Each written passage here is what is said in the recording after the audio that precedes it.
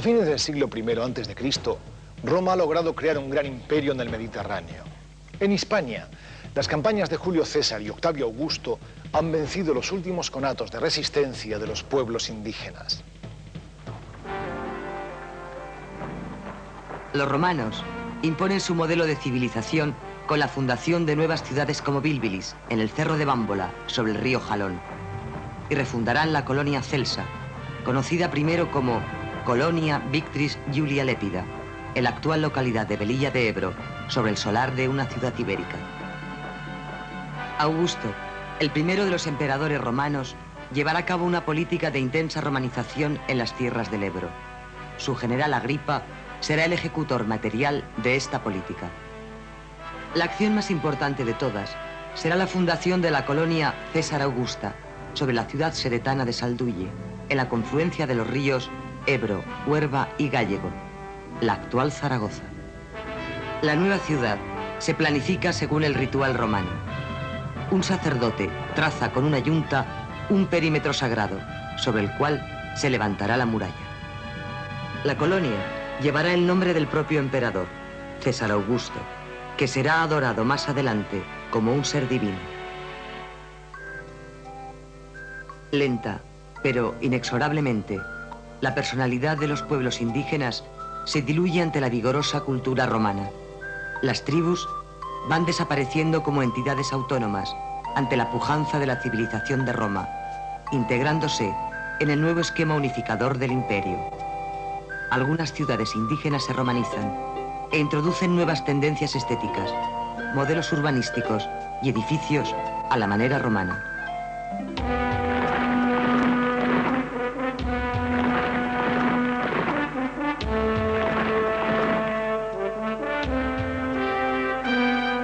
Antiguas ciudades indígenas como Nertóbriga, Ségeda o Contrevia Velaisca, antes orgullosas y opulentas, se despueblan.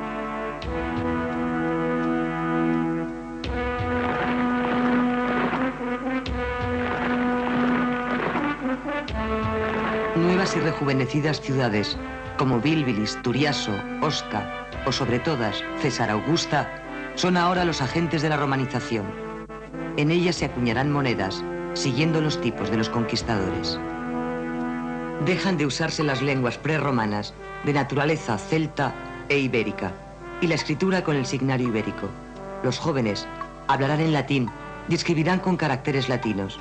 A mediados del siglo I después de Cristo, es muy probable que nadie recuerde la primitiva lengua prelatina. El latín se ha convertido en el vehículo cultural más importante en el proceso de romanización y en esta lengua se escribirán las leyes y los tratados. La península ibérica quedó dividida en la época de Augusto en 3 provincias, que más tarde se ampliarán a 5. Toda la cuenca del Ebro dependía de la provincia tarraconense. Zaragoza fue capital de uno de sus 7 grandes distritos o conventos jurídicos. Menos ciudades, pero más grandes y mejor urbanizadas, son el hilo conductor de la nueva política territorial. En ella se asientan la administración, el derecho y el poder de Roma. A causa de la centralización, desaparecerán algunas ciudades como Celsa y la de nombre desconocido, ubicada en el cerro de San Esteban del Poyo del Cid, quizá la denominada Leónica.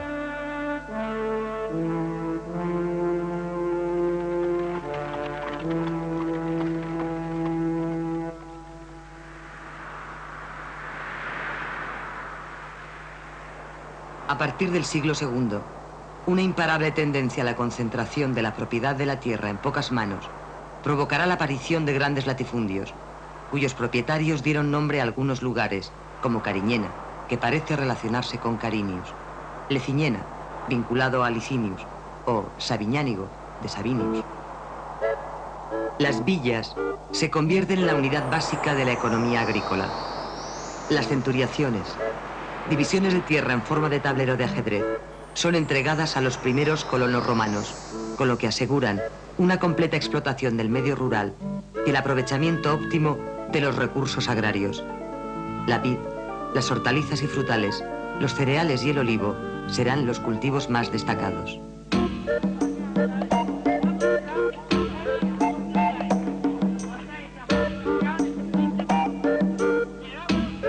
Gracias a la organización y equilibrio de la explotación económica y a través de las calzadas y caminos, las ciudades eran regularmente abastecidas con productos del campo.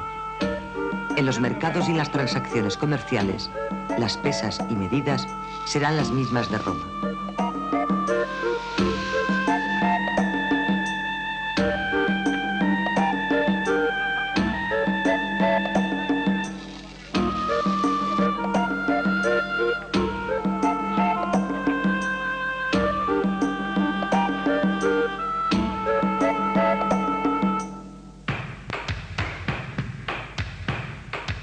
Una densa red de calzadas y caminos ponía en comunicación las ciudades más populosas del imperio.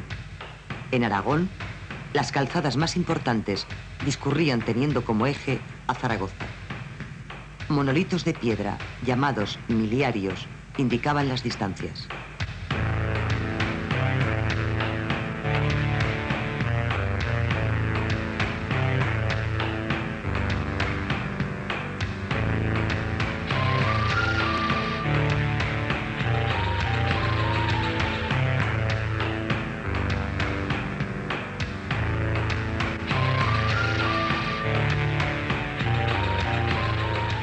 Los romanos llevaron a cabo la construcción de grandes obras públicas, entre las que destacaban las hidráulicas.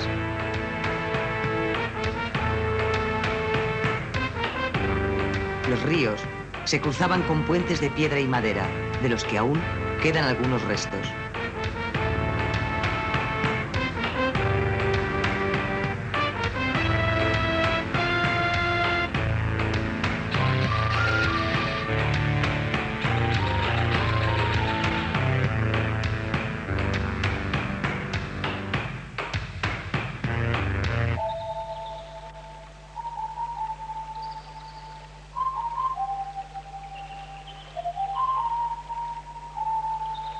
Grandes diques y presas aseguraban el riego a los campos.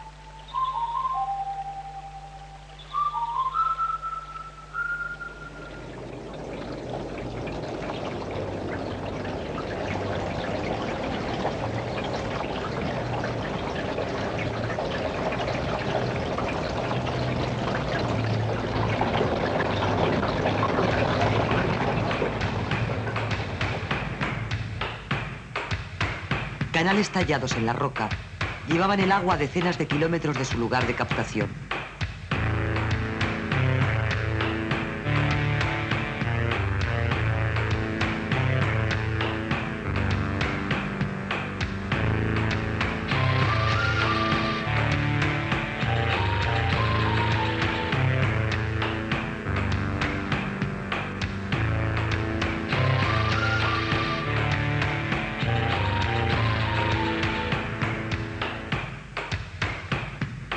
Las ciudades se abastecían de agua corriente gracias a acueductos que salvaban considerables desniveles.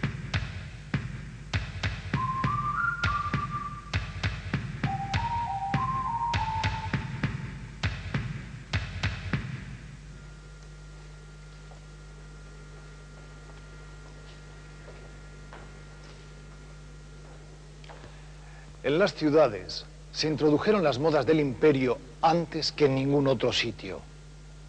Mosaicos, pinturas murales, utensilios domésticos, plantas y estructuras de casas, calles, templos y otras obras públicas siguen modelos de Roma.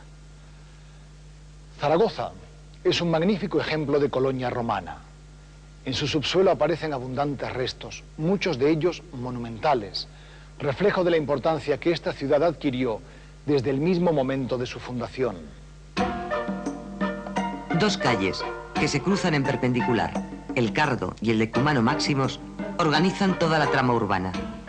Esta gran urbe disponía de murallas, quizás un circo, foro, termas, templos y un teatro para 6.000 personas. En los teatros de Zaragoza y Bílbilis se representaban obras de los clásicos griegos y latinos. En Bílbilis nació el poeta satírico Marcial, uno de los más famosos del imperio. Tú, libro mío, que antes solías ser enviado desde Roma hacia las diversas naciones, ahora ánimo. Irás hacia Roma como peregrino desde las gentes del aurífero Tajo y del severo Jalón. los dos ríos que una tierra poderosa me dan como patrios.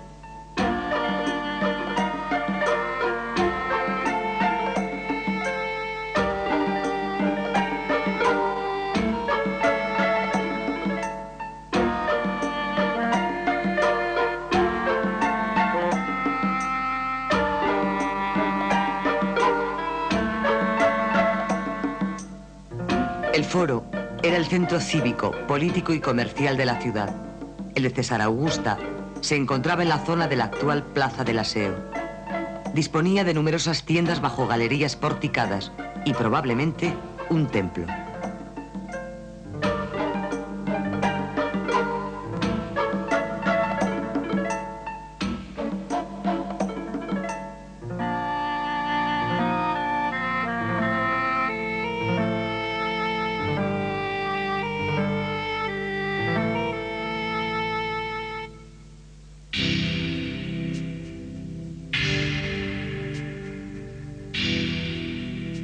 Las termas, además de la función higiénica, cumplían el papel de centro de reuniones sociales.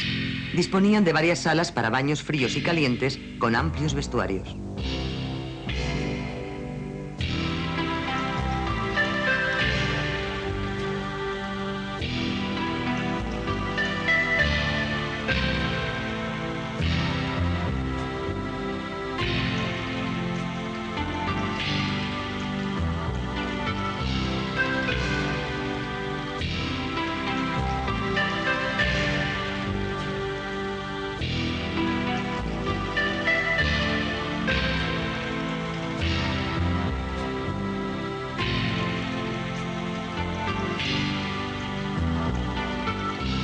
Una red de abastecimiento distribuía agua potable a todas las casas y numerosas cloacas aseguraban la evacuación de las aguas residuales.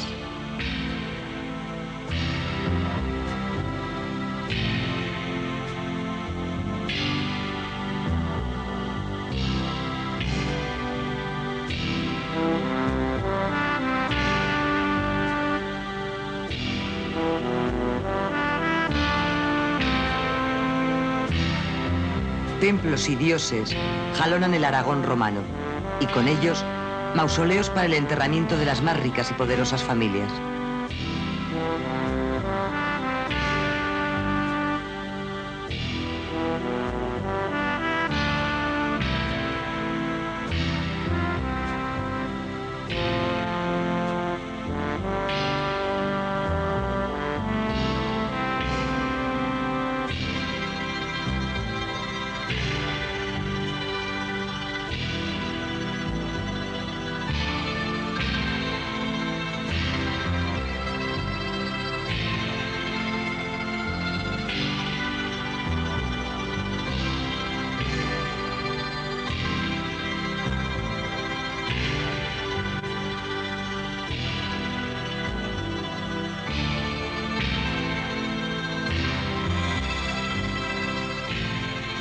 Las casas de los poderosos se construían y decoraban con suelos cubiertos con lujosos mosaicos y paredes con pinturas.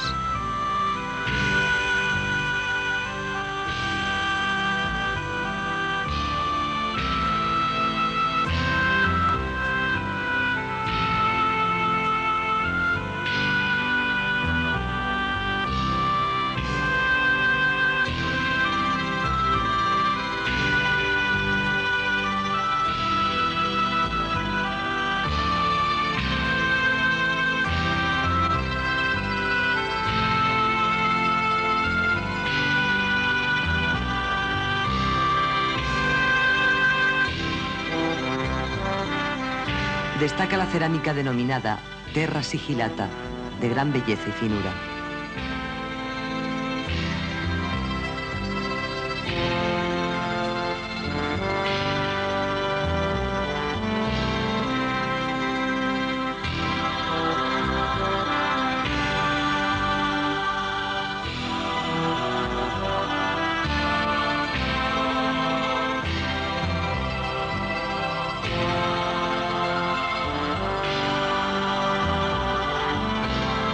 Comienza a mediados del siglo III una larga serie de crisis que azotarán al Imperio Romano hasta su desaparición a fines del siglo V.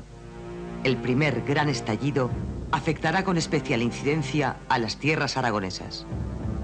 Las crisis se van a hacer patentes en el abandono de algunas ciudades. Bilbilis se despuebla y Tarazona será parcialmente destruida por las incursiones de francos y alamanes, primeras tribus germánicas que penetrarán de forma violenta en el imperio.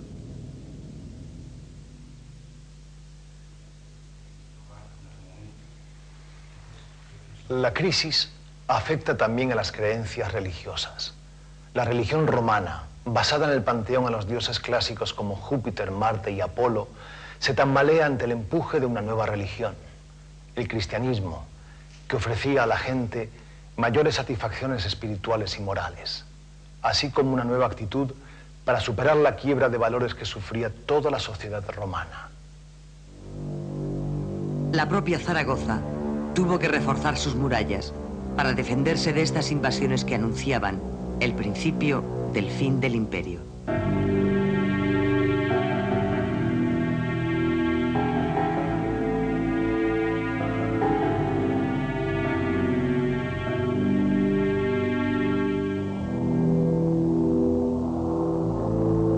En los siglos IV y V, la vida se ruralizó todavía más. Muchos se instalarán en el campo a causa de la inseguridad, las cargas fiscales y la carestía de la vida, construyendo grandes villas.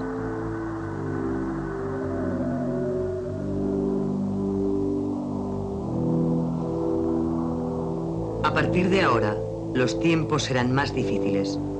El Valle del Ebro, cauce de comunicación natural desde Europa hacia el interior de la península, se verá sacudido por distintas invasiones y por movimientos de grupos de bandidos llamados pagaudas, que recorrerán estas zonas en busca de botín. La anarquía y el malestar social empiezan a ser tan grandes que Roma, ya en plena decadencia, es incapaz de controlar la situación. El cristianismo se presenta como la única posibilidad de salvación para muchos. La primera referencia histórica sobre la existencia de cristianos en Zaragoza se contiene en una carta del obispo Cipriano de Cartago en el año 254. Iba dirigida al obispo zaragozano Félix, lo que indica que hacia mediados del siglo III ya había una comunidad cristiana organizada en esta ciudad.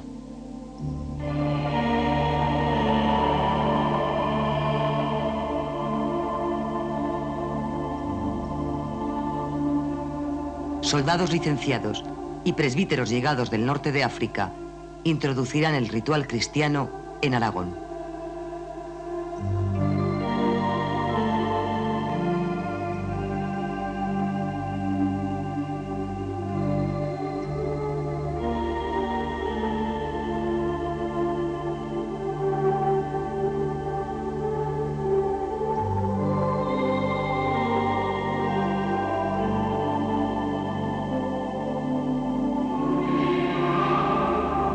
La tradición atribuye a uno de los discípulos de Jesús, el apóstol Santiago, el inicio de la cristianización de la península ibérica.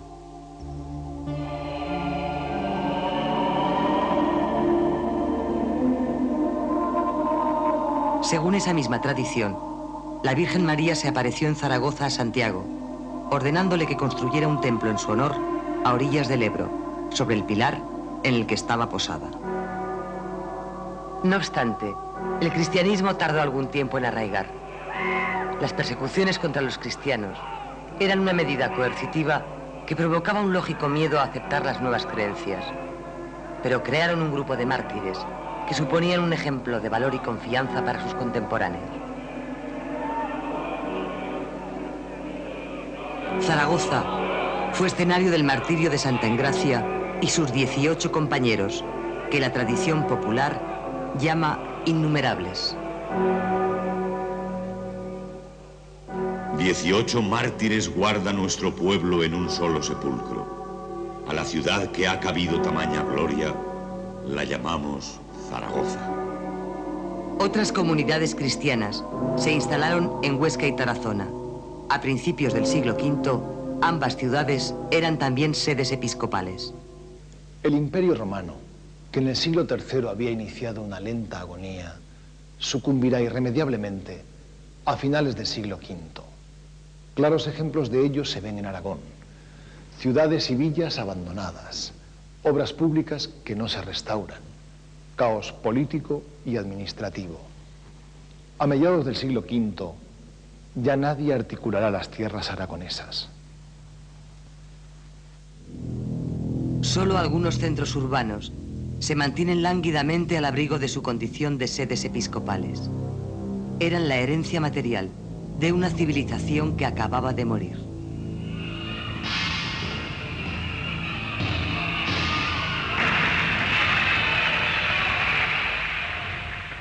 La península ibérica fue invadida en el año 409 por los pueblos suevo, vándalo y alano, cuando todavía existía un emperador en Roma. Estas invasiones causarán en el Valle del Ebro graves disturbios que provocarán hambre y epidemias. Para resolver esta situación, los romanos solicitarán ayuda a los visigodos, pueblo germánico aliado del imperio. Algunos indígenas, mandados por caudillos locales, se levantarán contra los godos y los ejércitos francos serán una amenaza constante, aunque las murallas de Zaragoza resistirán todos los asedios. Los verdaderos dueños de la región eran poderosos terratenientes propietarios de enormes posesiones, verdadera aristocracia rural, sustentada con ejércitos privados. La cultura fue sin duda lo más relevante del periodo visigodo en Aragón. Destacó la labor del obispo zaragozano Braulio, fundador de un taller de copistas de libros y autor de varias obras literarias. Esta actividad cultural y religiosa propició que al abrigo de las nuevas modas eclesiásticas se fundasen varios monasterios, sobre todo en la diócesis de Huesca, pero el más afamado fue el zaragozano de las Santas Masas, en Santa Engracia. Apenas quedan restos de época visigoda en el Aragón actual. Tan solo objetos metálicos de adorno, como fíbulas y broches de cinturón, cerámicas y restos constructivos muy toscos.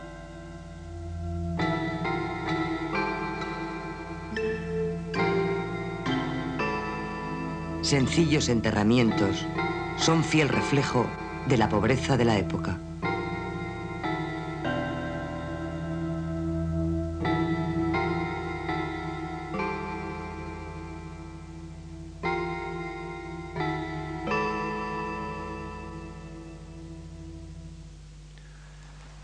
A finales del siglo VII, la monarquía visigoda entra en una fase de decadencia tal que pronto se enfrentará a una serie de problemas insalvables. A comienzos del siglo VIII, los musulmanes penetran en la península ibérica y en el año 714 todo el Valle del Ebro quedará bajo su dominio.